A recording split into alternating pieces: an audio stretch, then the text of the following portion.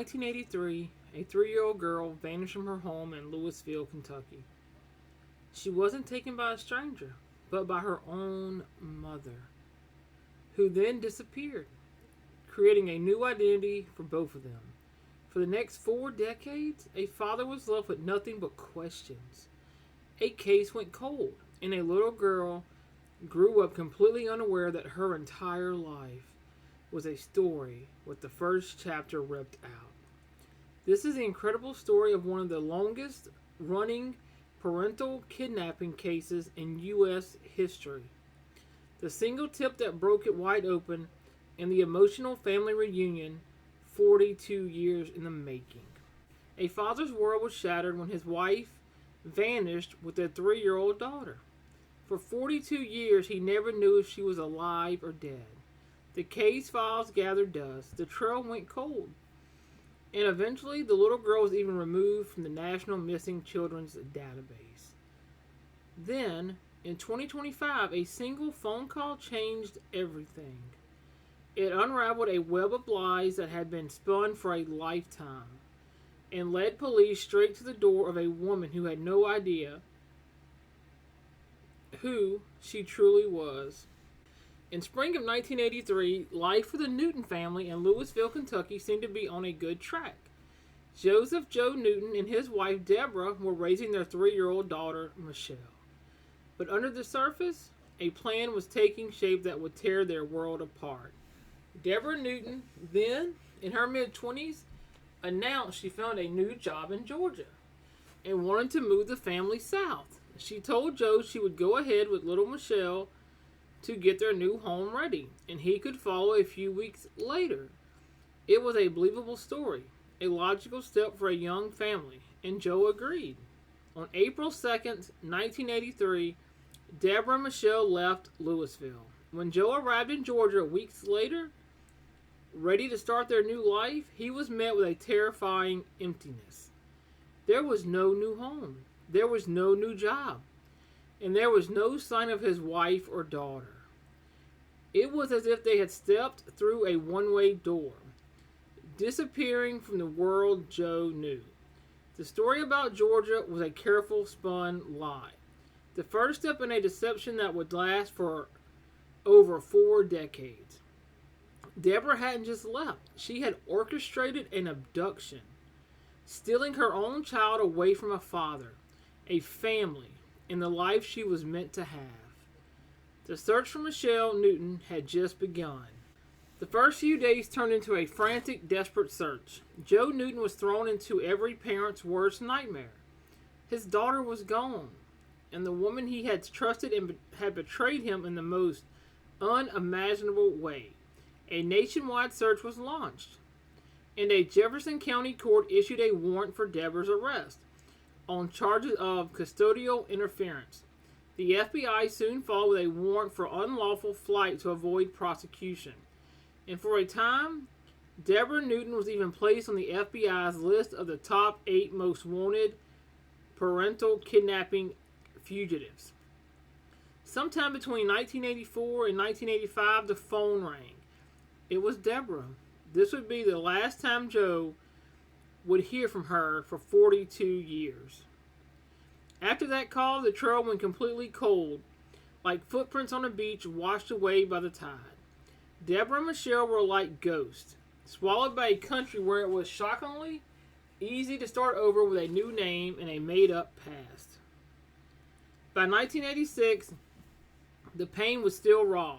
In a public plea to the media, a heartbroken Joe Newton's words carried the heavy weight of a father's unending grief. "Wouldn't you want your child back?" he asked. "At least to see her grow up?" His plea hung in the air, a question aimed at a ghost. A question that would go unanswered for decades. The hope that fueled the initial search began to fade into a dull, constant ache of despair. The case of Michelle Newton was quickly going cold. Years turned into a decade. Then 2, then 3. For Joe Newton and his family, life went on, but it was a life with a permanent hole in it. They never stopped hoping, but the official investigation, once a roaring fire of activity, dwindled to embers under the sheer weight of time and a total lack of leads. In a devastating bureaucratic blow, the case that was the center of their universe became just another dusty file. The case was dismissed around 2000 when prosecutors couldn't get in touch with Joe. Then came the most painful setback in 2005. Citing inaccurate information, Michelle's entry in the National Center for Missing and Exploited Children database was removed. The warrant for Deborah's arrest was also withdrawn. It was as if, in the eyes of the law, the crime had been erased, like deleting a person from the official record, leaving only a blank space where a life used to be. The mother and daughter had vanished so completely that the very system designed to find them had given up. But a family's memory isn't a database. It can't be wiped clean. They refused to let Michelle be forgotten. In 2016, pushed by relatives who refused to give up, detectives were asked to re-examine the file. The case was officially reopened, and the grand jury re-indicted Deborah Newton on the original custodial interference charges in 2017. It was a small victory, a flicker of light in decades of darkness. But with no new leads, it felt like a symbolic gesture. Where do you even start looking for someone who disappeared 40 years ago? The answer, it turned out, would come from a place no one saw coming. It's now 2025. 42 years have gone by.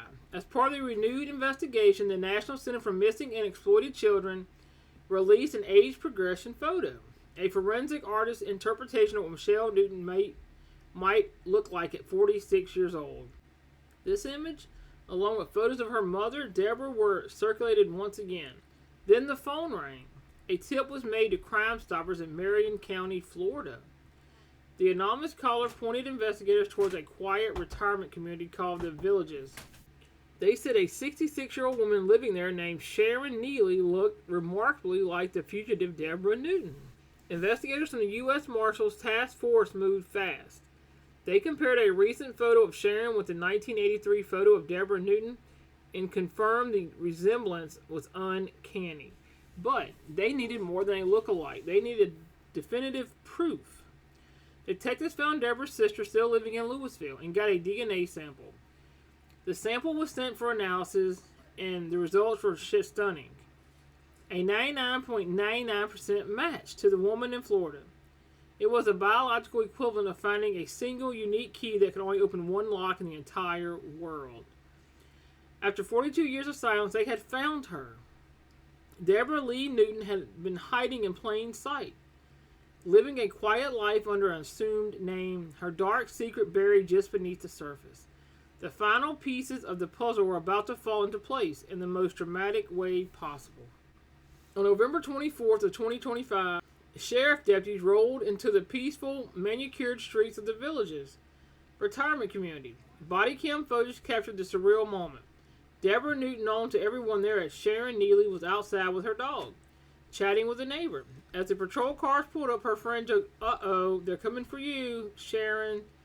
Deborah just laughed it off. "They don't want me," she replied. An officer approached her. "We're here for you, ma'am," he said calmly. "We're definitely here for you." In the placid Florida sunshine, the life Deborah had built for 4 decades began to fall apart.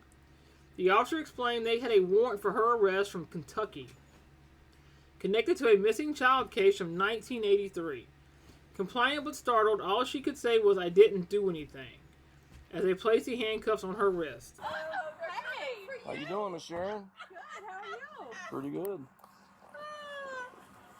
Uh-oh, they're coming for you, Sharon! They don't want me. They want Reggie. What's up? Well, we're here for you, ma'am. Definitely here for you. Whoa, why? We're waiting on the detective to get here, but we have, with all the information that we do have, you have a warrant for your arrest. They're teasing. They have to be. Ma'am, we're not. Oh, You can back up. oh, You can I'm go home. so sorry. No, you're okay. I'm so sorry. Okay, go ahead and go home. Thank you. I don't understand. Yes, ma'am. So, You're Sharon, correct? Yeah. Okay. Yeah. All right. So what we're gonna do is we're gonna put you in handcuffs, okay? Can I take my dog in and get my husband? We'll give the dog. I'll go ahead and get your husband, and we'll get your dog taken care of. You want me to hold the leash for now? I don't want to. She's I don't think she's gonna get away. Well, you don't have to do that. I'm not gonna. I gotta still put you in handcuffs, Here, man. let me have this. I promise I will not hurt your dog under any circumstances. We'll do it in the front, okay? If you're gonna go in the front, we should move. 63-7, you can go to the station. I didn't do anything.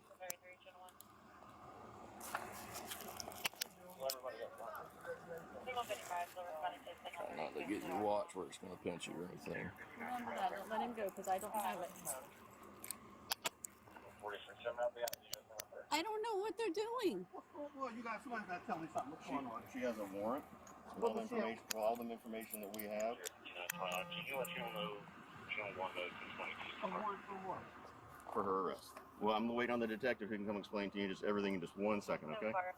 Here, give me that real quick. On case on 371, I'm guessing that's if you can get over the What's going on, Sharon? I don't know anything. I'll have Mr. Reggie. I'll have the detective come talk to you in just 1 second, okay? I gotta make a phone call. Okay? We're not in any kind of rush. Just give us 1 minute. I understand in the middle of your driveway. If you want to just step by the truck, that's fine too. The next step was even more delicate. Authorities had also found her daughter, the little girl who had vanished in 1983. Now a 46-year-old woman, she too was living under a false name. Completely unaware of her own story, Michelle later described the moment police came to her door.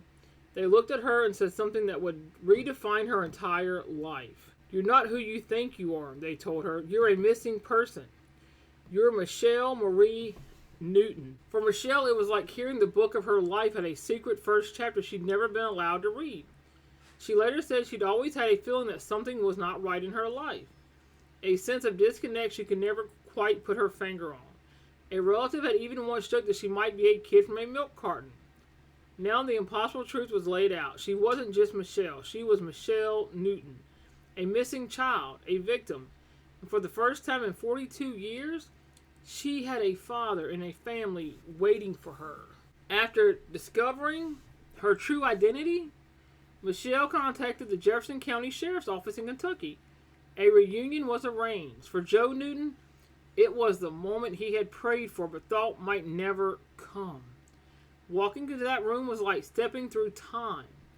There stood his daughter, not as a 3-year-old, but as a grown woman. "She always been in our heart," Joe later told reporters, his voice thick with emotion. "I can't explain that moment of walking in and getting to put my arms back around my daughter." The 42-year chasm of pain, of wondering, of not knowing if she was safe or even alive, was closed in that single hug. He looked at his daughter he had lost and found again. A miracle standing right in front of him. "I wouldn't trade that moment for anything," he said. "It was just like seeing her when she was first born. It was like an angel." The reunion wasn't just for a father and daughter. It was for the entire family that had kept a space for Michelle at every holiday, every celebration, never given up hope. The little girl who had vanished was finally home. While the family celebrated their reunion, the legal system got to work. Deborah Newton was brought back to Kentucky to face a felony charge of custodial interference. Because there is no statute of limitations for this charge in Kentucky, she could still be prosecuted, even after 4 decades. It's like a legal debt that never expires. Time could not erase the charge. She pled not guilty and was released on bond. In a move that surprised many, Michelle Newton was in the courtroom, sitting right beside her father, Joe. She made it clear that her path forward wasn't about choosing sides, but about understanding and healing. She was positioning herself not as a judge, but as a bridge between two broken parts of her own story. "My intention is to support them both," she stated, "so we can all heal." The case is a powerful testament to the persistence of law enforcement and the enduring hope of a family. But most of all, it highlights the profound impact one person can have. "This is the kind of case you see once in a law enforcement career," said Chief Deputy Steve Healy. "Detectives refuse to let the trail go cold. Their work and the courage of a Crime Stoppers tipster brought a daughter home to her family after 4 decades. It proves that no case is ever truly cold, as long as someone somewhere remembers. And it shows that one single anonymous phone call can, in fact, change a life. Stories like this show that hope can survive, even the most impossible circumstances. If you want to see more incredible true stories of cold cases solved and long-lost families reunited, please consider subscribing to my channel. From a devastating abduction in 1983 to a tearful reunion in 2025, the story of Michelle Newton is a journey through loss, time, and ultimately reclamation. It's a reminder that a name can be changed and a life can be hidden. But the truth, no matter how long it's buried, can always find its way back to the light.